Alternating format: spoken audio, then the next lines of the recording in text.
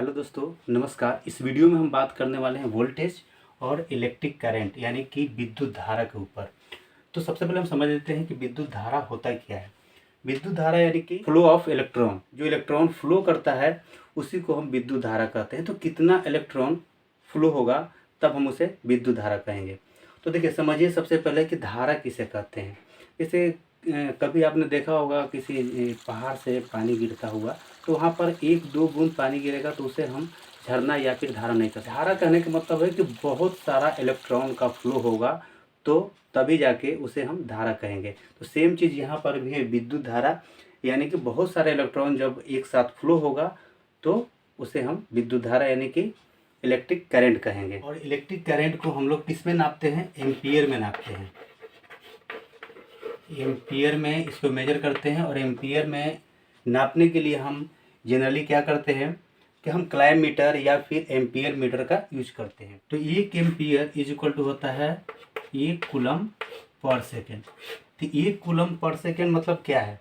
यानी कि 1 एम्पियर के जहाँ पर करंट फ्लो होगा वहाँ पर जो इलेक्ट्रॉन का फ्लो होगा 1 कूलम पर सेकेंड। अभी समझ में आपको नहीं आया? चलिए इसको दूसरे आप लिख सकते हैं ऐसे भी, 1 एम्पियर बराबर, और इस पर 15 जीरो बैठा दीजिए, जी 9 12 15। गिन लीजिए आप कितना हो गया ये। यानी कि इतना इलेक्ट्रॉन पर सेकेंड।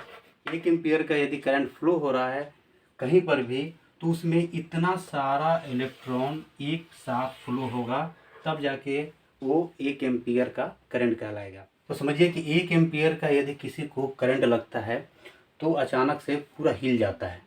क्यों हिल जाता है? क्योंकि इतना सारा इलेक्ट्रॉन 1 सेकेंड के अंदर ही उसके अंदर प्रवेश कर जाता है। तो सोचिए यदि 1 एम्पियर से ज़्यादा 2 एम्पियर 5 एम्पियर का किसी को करंट लगता है तो कितना सारा, इनकी इंटू 5, यदि 5 एम्पियर का है तो इंटू 5 करेंगे तो इतना सारा इलेक्ट्रॉन एक बार में प्रवेश कर जाएगा। इतना तो समझ में आ गया होगा कि जो इलेक्ट्रॉन है, इलेक्ट्रॉन ये क्या करता है, सारे जब इलेक्ट्रॉन एक साथ जाएंगे तो उसी को फ्लो ऑफ इलेक्ट्रॉन यानी कि विद्युत। जब 1 एम्पियर का करंट किसी भी चालक में, किसी भी केबल में, किसी भी वायर में जब फ्लो करेगा तो उसमें कितना जाएगा?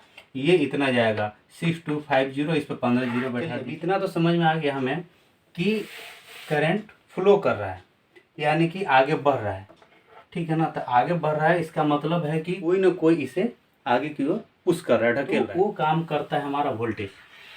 कि जो वोल्टेज है हमारा, वोल्टेज क्या काम करता है कि जो इलेक्ट्रॉन है इलेक्ट्रॉन को पुश करता है। बिना वोल्टेज का इलेक्ट्रॉन क्या होगा? वहीं पर ये रुका रहेगा, आगे नहीं बढ़ सकता है। लेकिन जैसे ही उसमें कुछ वोल्टेज देते हैं, जैसे 12 वोल्ट का हमने सप्लाई दिया इसमें, तो 12 वोल्ट का सप्लाई अगर देंगे तो इलेक्ट्रॉन क्या होगा? धीरे धीरे आगे की ओर बढ़ना स्टार्ट होगा। और उसी जगह पे यदि हम 230 वोल्ट का सप्लाई देते हैं तो क्या होगा? इलेक्ट्रॉन की स्पीड ज़्यादा बढ़ जाएगा। फिर उसके बाद यदि हम 415 वोल्ट का यदि सप्लाई देते हैं तो क्या होगा? उससे भी तेज इलेक्ट्रॉन का फ्लो होगा। तो कहने का मतलब है कि जैसे जैसे वोल्टेज बढ़ता है वैसे वैसे इलेक्ट्रॉन का फ्लो भी बढ़ता है। इसीलिए इसके लिए जो वोल्टेज है, वोल्टेज बहुत ज़्यादा इम्पोर्टेंट है। कभी कभी सवाल में पूछ देता है कि हमें वोल्टेज ज़्यादा ज़रूरी है कि हमें करंट ज़रूरी है। तो इसका जवाब को यही देना है कि हमें दोनों ज़रूरी है। यदि इलेक्ट्रॉन नहीं होगा तो आखिर ये वोल्टेज जो है किसको पुश करेगा, किसको ढकेलेगा। और दूसरा चीज़, यदि इलेक्ट्रॉन हमारे पास है और ये वोल्टेज नहीं है तो ये एक ही जगह रुक के रहेगा, यानी कि आगे बढ़ेगा नहीं, तब भी हमारा काम नहीं होगा। चलिए थोड़ा सा और समझते हैं, एक एग्जाम्पल के थ्रू समझते हैं। कि मान लिया कि देखिए यहाँ पर एक ये बल्ब लगा हुआ है, ठीक है। ये बल्ब में क्या है कि यहाँ से हमने 230 वोल्ट एसी का सप्लाई दिया, ठीक है। तो 230 वोल्ट एसी का सप्लाई दिया तो इसमें क्या होता है? एक होता है यहाँ पर लाइन और एक होता है न्यूट्रल, होता है। यदि हम यहाँ से न्यूट्रल ना सप्लाई दें और केवल लाइन इधर से सप्लाई दें तो ये बल्ब जल सकता है? नहीं जलेगा। क्यों नहीं जलेगा? इलेक्ट्रॉन का जो ऐसा रूल है कि यदि ये आ रहा है इधर से और इसका जाने का रास्ता यदि नहीं मिलता है तो काम नहीं करेगा। क्यों नहीं काम करेगा? क्योंकि ऐसा है कि जब हम वोल्टेज को मेजर करते हैं तो परिभाषा में आपने पढ़ा हुआ कि 2 पॉइंट का पोटेंशियल डिफरेंस को हम क्या नापते हैं, पोटेंशियल डिफरेंस नापते हैं, वही हमारा वोल्टेज कहलाता है। तो 2 पॉइंटों का बीच का है ना, 2 पॉइंट, तो यहाँ पर 2 पॉइंट हो गया हमारा लाइन और न्यूट्रल।